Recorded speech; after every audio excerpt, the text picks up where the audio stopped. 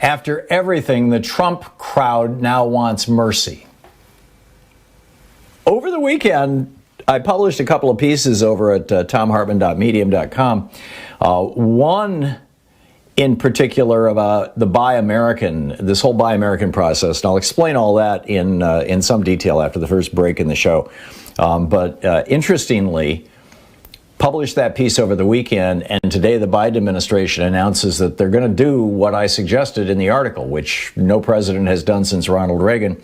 And I can't claim that there's any relationship between the two, but it's a fascinating story, and I'll share it with you. I've also got a great geeky science story for you that we'll get to at some point during the day. But I want to start at the beginning, and that is this piece in the Washington Post a couple of days ago, but it's just now starting to get some attention. I noticed that CNN was reporting on it this morning, that the Justice Department is saying, we're not sure that we really want to prosecute all the people who broke into the Capitol. Excuse me. And I'm like, what? I mean, I think so I published a piece today, and I tweeted this out. You can find it on Twitter. You can find it on our Facebook page. You can find it over at medium.com. And presumably on our blog, or it'll shortly be there, that Americans are just, I think, starting to realize, I think it's really starting to sink in for a lot of Americans, exactly what happened on January 6th. That this was an actual attempt to violently overthrow the government of the United States, to assassinate Mike Pence and Nancy Pelosi. They built a gallows outside. We had a carpenter call into the program a week or so ago and say, I build houses for a living. I've built something like 500 houses, and I can tell you that thing was well made by professionals. And I found a close-up photo of it because it sparked my curiosity, of that gallows outside the Capitol building. And sure enough, I mean, countersunk, bolts that are, those giant, like half-inch diameter, 6-inch long bolts. And it was made by, it wasn't made with 2x4s, it was made by 4x4s. And I mean, this is serious. This was an actual, real, this was not symbolic. This was a gallows complete with steps. They built steps up to it. It was a gallows designed to kill people, to hang people. I mean, they were marching through the halls chanting, "Hang Mike Pence," and "Where's Nancy?" They smeared feces, their own poop, on the floors and walls. They damaged and vandalized at least a half a dozen priceless paintings. They trashed government offices. They stole top secret stuff. And this was entirely the effort of one political party. And that's the important point here. That's the thing that I think that, we just absolutely need to pay attention to.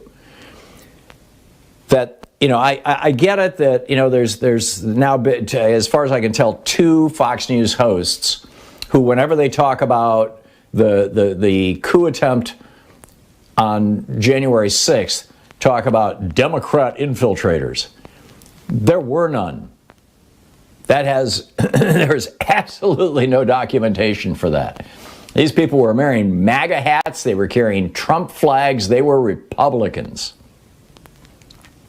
And now they're saying that they want mercy and compassion and understanding.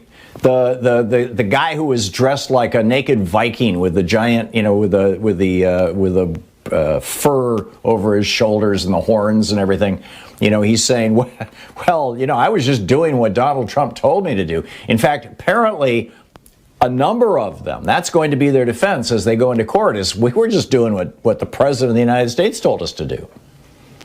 I mean, there's film of these guys as they're confronting the Capitol Police at the beginning of the siege saying, Donald Trump sent us here. Your boss sent us here. You have to let us in. He told us to come here. This is going to be their defense. See, they want us to understand. that it's not their fault. We're just supposed to start understanding these folks, these Republicans. This is the same Republican Party who for 50 years has waged a brutal war on drugs that H.R. Haldeman, Richard Nixon's his chief domestic policy advisor, came right out and said, we did this to make it criminal to be so that we could easily arrest black people and anti-war hippies. And they've done that. And thousands of black people and a few anti-war hippies have rotted in prison for years as a result of Nixon's war on drugs, the Republican Party's war on drugs.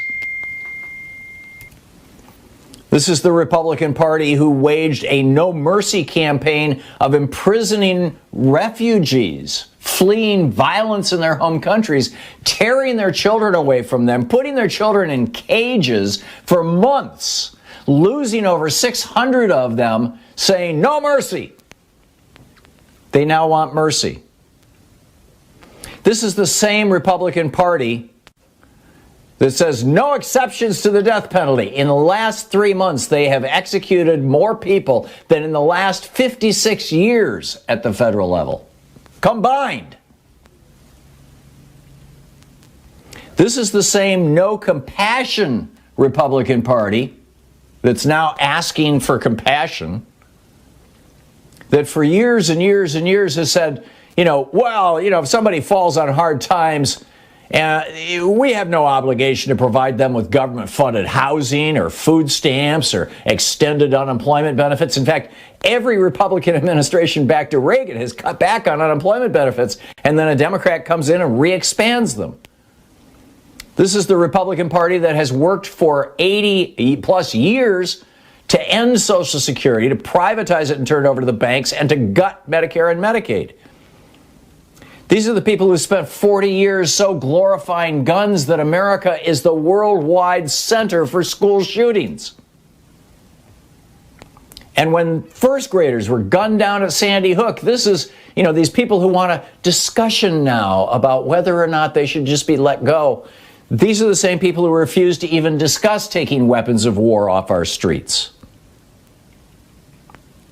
This is the same Republican Party that is now talking about, well, let's, have the rule of law, and let's be careful, and let's all have justice, and, this is the same Republican Party that cheered when Dick Cheney and George W. Bush captured people in Iraq and Afghanistan who didn't commit any crimes other than that their neighbors wanted to make $5,000, which is more than, 3 years' salary, by turning them in, and then sent them off to black sites to be tortured and executed, and they ended up in Guantanamo.